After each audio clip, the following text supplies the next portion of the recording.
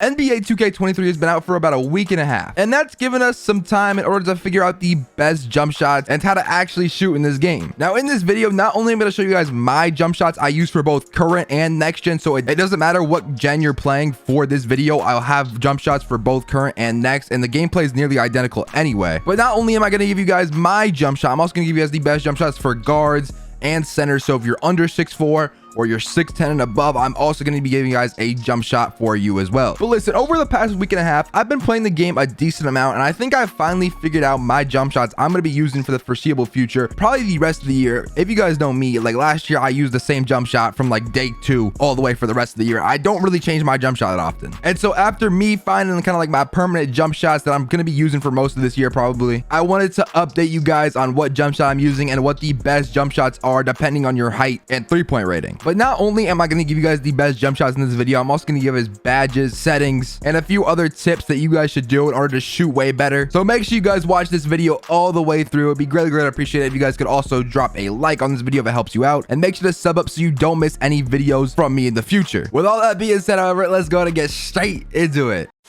Okay, so I'm going to be going into one of the most important things to do first. We're going to go over to our options and quit, and we're going to be talking about a few settings right here you should change immediately. Like, don't hop into another game until you change these settings. So starting off in our normal settings, then we'll go to controller settings. In our normal settings, there's only one thing you need to change, and it's your shot feedback. By default, this is going to be user only or off, and you're going to want to put it to all shot. Basically, what this does is when you shoot or when someone else shoots, it's going to tell you whether the release is late, early, and also what contest it was. And by doing that, you're able to adjust for your next shot. So whether your shot is early and contested, you're able to adjust for the next one so it's not early and it's not contested, and you could release it a little bit later so that, you know, you can green the shot. So make sure you have all shots on. It's just really a helpful thing. It's not really going to affect your jump shot at all, but it's just definitely helpful to have on. Next, moving into controller settings. Now there's 2 things you're going to want to change here, maybe 3 actually, 2 most likely. The first of them being shot meter. Now you could have this on free throw only. Now by default, the shot meter is on, and for me, I don't think this is very good. I would turn it off. And if you wanted to, you could put like free throw only. Free throw only will only use the meter on free throws, so it'll be off everywhere else. But basically, by turning the meter off, it gives you a huge boost to all of your jump shot, and it just allows you to green a lot more shots. That's really the whole point of you watching the jump shot video. You want to green more shots, so turn your meter off. You're going to go get used to it, and I'll give you a few tips to get used to it in a little bit, but just turn your shot meter off. Trust me, it gives you a boost, and it's way worth it. Now, the second setting is going to be shot timing release time. By default, this is on late. Now, you can set it to early, you can set it to very early, you can set it to very late, and you can set it to late. Me, personally, I like late.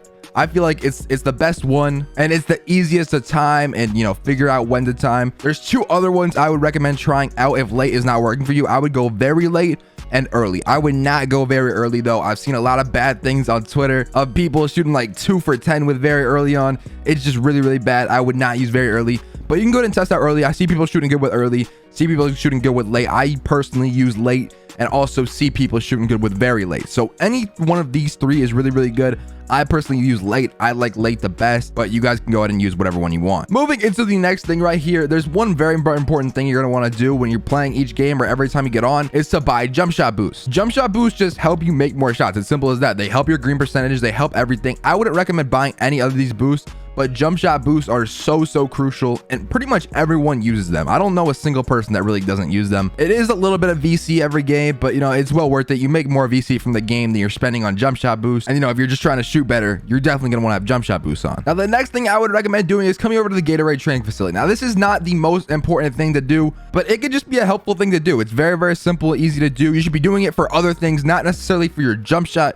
But basically, by doing this Gatorade drill, if you do workout checklist, I have +3 in each of them. You want to get at least +3, and you guys can see all the drills I do: agility ladder, treadmill, battle ropes, dumbbells, and leg press. Those are the drills I do, and you want to get at least 3 stars in all of these, because as you guys can see, it's this Gatorade turbo boost applied.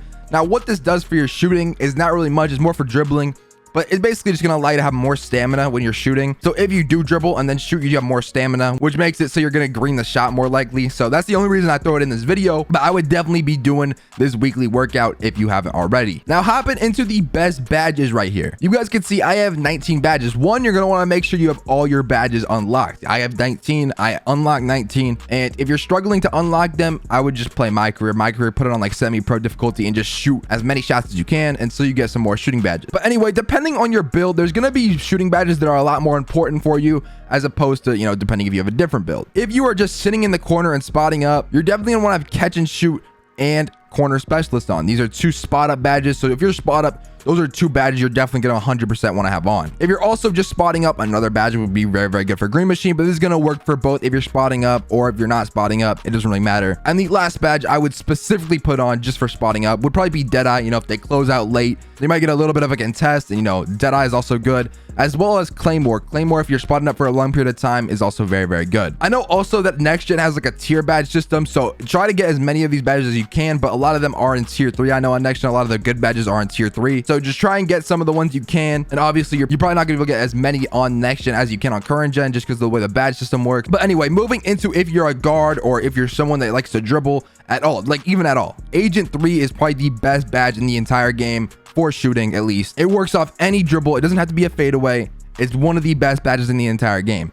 Also, I run green machine. Like I said, green machine is very, very good if you're dribbling. The next badge I would run if I was dribbling is amped. I like amped because it lets you shoot when even you're low on stamina. And like I said, if I was playing 2s or 3s more often, I would be running corner specialist and catch and shoot, but I usually just play 1s on current gen, so I like to run guard up as well. I don't know how well guard up actually works, but its description, I like it. I don't know, it seems like a good badge. I don't know about how well it actually works. It doesn't really pop up that much, but I still run it just in case it actually does anything. I don't really have anywhere else to put it. The next most important badge is going to be limitless range. Limitless range is super, super important to have on. Put it as high as you possibly can. And then I run Deadeye as well. And there's a few things I could do with this last 3 badge. I could put on like blinders, but I usually just like to run midi magician. I wouldn't recommend running this badge. I would run blinders over it, but you know, I like to have a little bit of fun. So we run midi magician. I shoot some post fadeaways sometimes, but yeah, you guys could do whatever you guys want with those badges, but these are some of the main badges you absolutely need to have on. Now, moving into something very, very crucial to make sure you have. You probably already have them, but if you go to roster right here, you click in on the right stick and you press LT twice, it's gonna bring up your hot zone. I have hot zones all around the 3-point arc, all around. And hot zones, they're not as OP as previous years because you don't get to pair them with hot zone hunter anymore, but they still give you like a 10% boost to your shot percentage. And all you have to do to get these is you can just go in my career, whatever difficulty you want,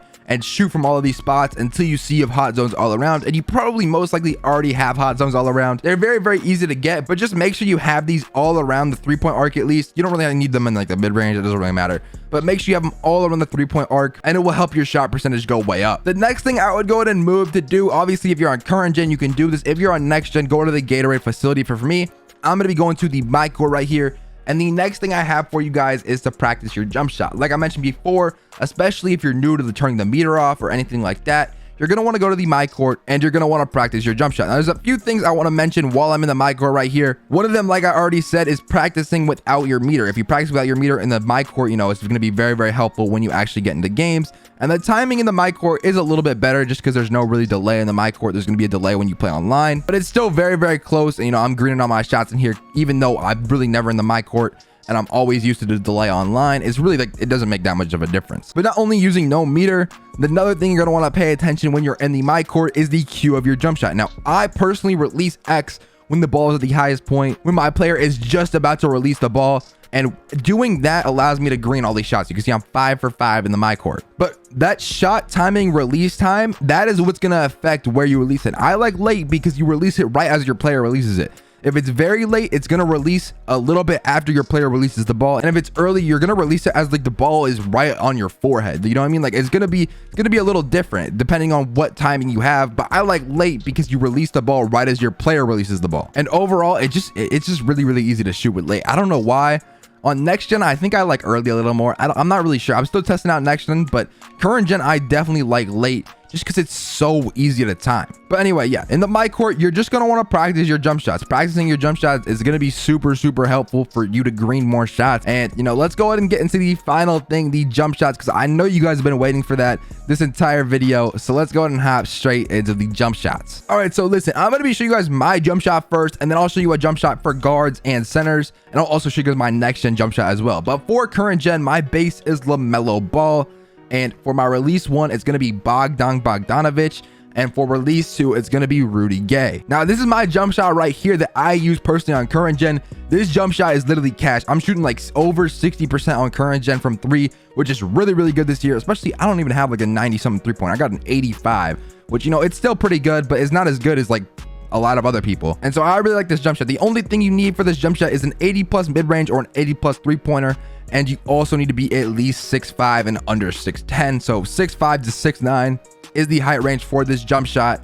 And the blending and release speed, I like to go 60% Rudy Gay, because it, gives you 2 A minuses and an A. The thing about those like A minuses and A and the grades in general, I really don't know if they matter that much. I feel like they don't really matter that much. I personally value like the feel of my jump shot, how quick it is, how much it greens, a lot more than those little grades. They probably have some indication. That's why I put them like a little bit, but I feel like they really don't affect it as much as they probably should. All you want to make sure you look out for when you're doing a jump shot is you want to make sure your release speed is on A+. I feel like nothing else really matters. I'm greening, even though my timing impact is a C-, I'm still greening every shot. So I don't really know what that means. But listen, another jump shot, and this is my jump shot I use on next gen, is going to be Kyle Kuzma base. Now this base is really, really good if LaMelo Ball is not working out for you. Like I mentioned, on next gen, I like this jump shot a little more, and the release one I went for this jump shot is actually Kobe instead of Bogdan Bogdanovic, just like that. We go ahead and put Kobe on there, and I actually go ahead and with this blending right here, 79% Kobe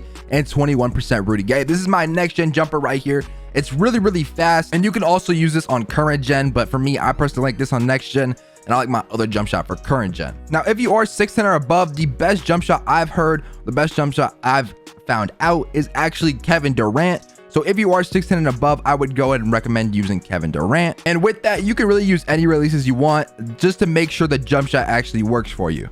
And finally, for my guards that are 6'4" and under, the best jump shot in the game that I have found, or that I've seen people talking about, is Steph Curry. And if you want a really, really glitchy jump shot as like 4 A+, or it's like 3 A+ and an A-, it's going to be Steph Curry, Oscar Robertson as the 2 releases, and Steph Curry base. That is going to be the best jump shot for my guards that are under 6'4", or that are 6'4" and under. But listen, that's going to be about it for this video. If you guys like these jump shots, if you guys like this video, please be sure to drop a like on this video. It helps me out so much. And also, if you guys want more videos like this or other content for 2K23, please be sure to hit that sub button.